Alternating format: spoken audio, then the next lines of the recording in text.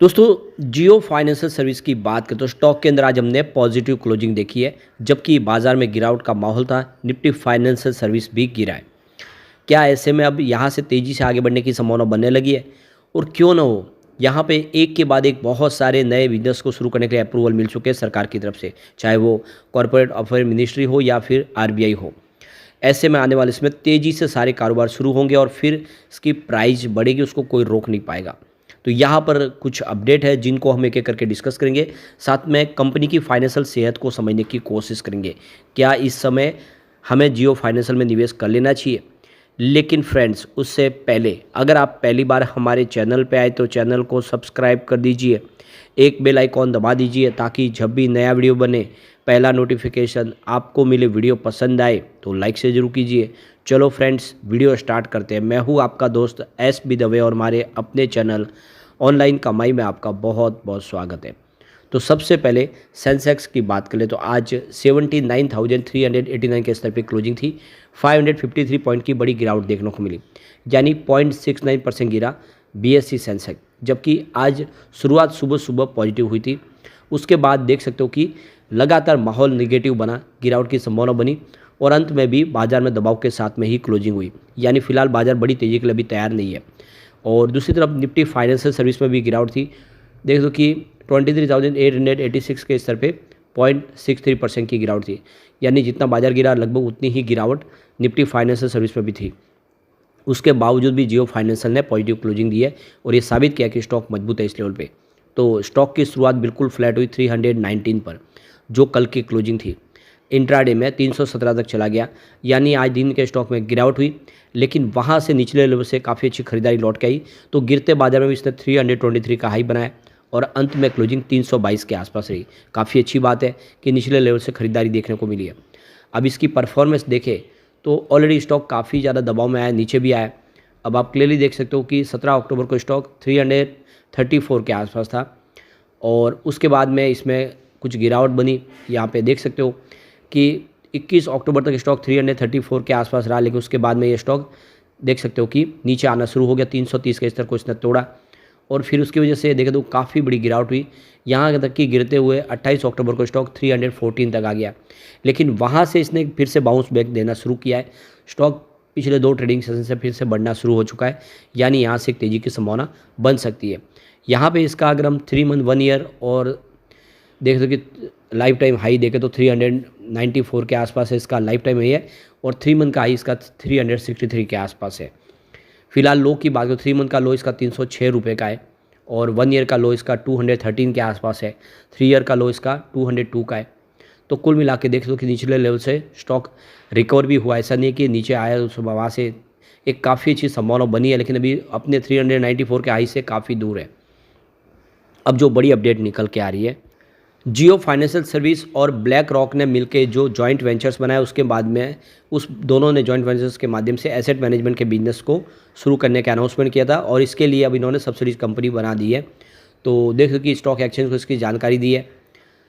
अब आप देख सकते हो कि यह कंपनी जो है 28 अक्टूबर को इन्होंने बनाई है, जिसकी अब देखिए ये सब्सिडीज कंपनी है जिसका नाम रखा गया है Jio BlackRock asset management private limited.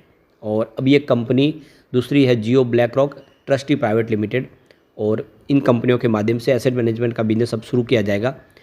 तो देख सकते हो कि कंपनी का जो नाम रखा गया Jio BlackRock asset management private limited, इसमें आप देख सकते हो कि करीब यहाँ पे 8 करोड़ 25 लाख इक्विटी शेयर जिसकी फेस वैल्यू 10 रुपीज़ है वो जारी किए गए। 82.50 करोड़ का यहाँ पे निवेश करके 50% की स्टेक ली गई है। अब Jio BlackRock trustee private limited की बात करें, यहाँ पे करीब 40 लाख इक्विटी शेयर जिसकी फेस वैल्यू 10 रुपीज़ है और इसके लिए 40 लाख रुपए का निवेश किया गया है। इसमें भी 50% की स्टेक ली, तो ये 50% की पार्टनरशिप है ब्लैक रॉक और जियो की। तो जो एक बहुत बड़ा एक विदेशी इनको फंड हाउस मिल चुका है, जिसके माध्यम से सारे बिजनेस धीरे से एक एक करके आगे बढ़ते हुए दिखाई देंगे। तो देख सकते हो मिनिस्ट्री ऑफ कॉर्पोरेट अफेयर्स की तरफ से 28 अक्टूबर 2024 को 8:15 पर इनको सर्टिफिकेट दे दिया गया है। तो अब ये नए बिजनेस की शुरुआत कर पाएंगे, ये एक बड़ी गुड न्यूज़ है इनके लिए। दूसरी तरफ देखें तो आरबीआई की तरफ से इनको पेमेंट एग्रीगेटर का बिजनेस शुरू करने के लिए भी यहाँ पे सर्टिफिकेट प्रोवाइड कर दिया गया है। तो अब वो देख सकते हो कि फ़ोन पे, गूगल पे, पेटीएम जैसी सेवाएं दे पाएंगे। 28 अक्टूबर को यहाँ पे देख सकते हो कि आरबीआई की तरफ से भी इनको अप्रूवल मिल रहा है। एक ही दिन में आप देखें तो 2 इनको सरकार की तरफ से अप्रूवल मिला, एक तरफ कॉर्पोरेट अफेयर मिनिस्ट्री की तरफ से और दूसरी तरफ आरबीआई की तरफ से इनको अप्रूवल मिला है, जिससे अब आप देख सकते हो कि आने वाला जो समय है जिसमें कंपनी बड़ी बड़ी जो प्राइवेट प्लेयर है उनको टक्कर दे सकती है और जो विदेशी कंपनियां हैं गूगल पे, फ़ोन पे जैसी, उनको भी टक्कर दे सकती है, क्योंकि ये आपको पता ही होगा कि इनका जो ट्रैक रिकॉर्ड बहुत अच्छा है। कंपनी लगातार जिस सेक्टर में एंट्री करती है उसमें एक भयंकर कंपटीशन पैदा करती है और फिर उसमें अपनी पोजीशन को ऊपर ले जाते हैं लोगों को अट्रैक्टिव स्कीम देके। तो यहाँ पर भी इसमें देख सकते कि इस जो ऐप, पेमेंट ऐप है, उसके माध्यम से कुछ नए ऑफर लाए जा सकते हैं जो इसके कारोबार को तेज़ी से आगे बढ़ा सकते हैं। तो आने वाले समय में बड़ी बड़ी कंपनियों को टक्कर देने को बिल्कुल तैयार है और ऐसे में अब जियो फाइनेंशियल का बिजनेस पटरी पे आता हुआ दिखाई देगा। शेयर की प्राइस काफ़ी नीचे है, तो एक अच्छा मौका है लॉन्ग टर्म इन्वेस्टर के लिए कि इस लेवल पे खरीदारी कर सकते हैं। आने वाले समय जियो फाइनेंशियल कमाल कर सकता है और वैसे ही देख सकते हो बिजनेस एक के बाद एक शुरू हो चुके। अब इस बार रिजल्ट भी काफ़ी बेहतर रहा है। मार्च 2024 कंपनी के लिए 23 के मुकाबले काफ़ी बेहतर रहा है। सबसे पहले अगर हम बात करें रिवेन्यू की, तो मार्च 2023 में मात्र 45 करोड़ के आसपास रिवेन्यू था, जो मार्च 2024 में 1855 करोड़ तक पहुंच गया। बहुत ही ज़बरदस्त वृद्धि हुई है। कंपनी के खर्च में भी वैसे वृद्धि हुई है, -5 करोड़ के आसपास मार्च 2023 में, जो 24 में आप देख सकते कि 296 करोड़ तक पहुँचा है। बात कर ले कंपनी के ऑपरेटिंग प्रॉफिट की, तो 46 करोड़ का ऑपरेटिंग प्रॉफिट था मार्च 2023 में, जो मार्च 2024 में बढ़ के 1558 करोड़ तक पहुंच गया है। और जिस तरह से ऑपरेटिंग प्रॉफिट बढ़ा, आपको ये समझ में आ गई होगी बात कि अब बिजनेस शुरू हो चुके हैं और इसका असर आने वाले समय बेहतर देखने को मिलेगा। ऑपरेटिंग प्रॉफिट मार्जिन 111% के आसपास था मार्च 2023 में, जो देख सकते कि मार्च 2024 में 84% के आसपास रहा। अदर इनकम 3 करोड़ के आसपास थी मार्च 2023 में, जो 24 में देख सकते कि 1 करोड़ के आसपास रही। प्रॉफिट बिफोर टैक्स की बात करें, 49 करोड़ का प्रॉफिट बिफोर टैक्स बताया था मार्च 2023 में, जो 24 में 1956 करोड़ तक पहुँचा है। तो प्रॉफिट बिफोर टैक्स में देखें तो बहुत बड़ा जंप देखने को मिला है। बात करें नेट प्रॉफिट की, तो 31 करोड़ का नेट प्रॉफिट था मार्च 2023 में, जो मार्च 2024 में बढ़ के 1605 करोड़ तक पहुंच गया। तो बहुत ही ज़बरदस्त और बेहतरीन आंकड़े हैं, उत्साहवर्धक आंकड़े, जो इशारा करे कि अब जियो फाइनेंशियल में निवेश का सही मौका है। आने वाले समय ये बेहतर कर सकता है। यहाँ पे शेयर होल्डिंग पैटर्न भी हमारे सामने सितंबर का है।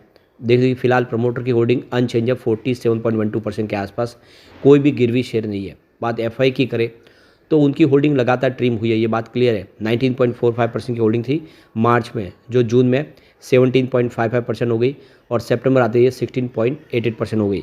तो देख सकते हो कि यहाँ पे सितंबर मंथ में होल्डिंग कुछ कम हुई है, क्योंकि एफआई ने बाजार में बिकवाली भी बहुत ज़्यादा की है। बात डीआई की कर ले तो 12.50% की होल्डिंग थी मार्च में, जून में ये घट के 11.78% के आसपास आ गई, फिलहाल 11.38% के आसपास है। तो डीआई की होल्डिंग भी कुछ कम जरूर हुई है। म्यूचुअल फंड की बात करें, उनकी भी होल्डिंग कुछ कम हुई है। 4.74% की होल्डिंग थी मार्च में, जो जून में 4.04% हुई, लेकिन फिलहाल इस बार 4.17% हुई है। तो म्यूचुअल फंड ने अपनी होल्डिंग बढ़ा दी है, ये सबसे बड़ा प्लस पॉइंट है। भले ही एफआईडीआई ने अपनी होल्डिंग ट्रिम की हो, लेकिन म्यूचुअल फंड ने अपनी होल्डिंग को बढ़ा दिया है। वैसे जनरल पब्लिक की होल्डिंग भी बढ़ी है, 20.93% की होल्डिंग थी मार्च में, जून में 23.54% हुई, फिलहाल 24.62% की होल्डिंग है। तो कुल मिला के एक अच्छा मौका है लॉन्ग टर्म इन्वेस्टर के लिए। दाव लगाए जियो फाइनेंशियल में, आने वाले समय जियो फाइनेंशियल कमाल कर सकता है और ये कम्युनिटी सेंटीमेंट भी यही बात का और इशारा कर रहा है। यहाँ पे देखो कि 100% बाई की कॉल निकल के आ रही है, 0% सेल की कॉल है और 0% ही होल्ड की कॉल है। इसका मतलब 100 में से 100% लोग इसको लेना पसंद करें। लेकिन फ्रेंड्स, कोई भी इन्वेस्टमेंट करने से पहले अपने फाइनेंशियल एडवाइजर से एडवाइस ले ले या अपना खुद का रिसर्च करें, क्योंकि मैंने वीडियो आपके एजुकेशनल पर्पज़ के लिए ही बनाया। वीडियो पसंद आए तो लाइक से जरूर कीजिए और चैनल को सब्सक्राइब कर दीजिए। Thank you friends.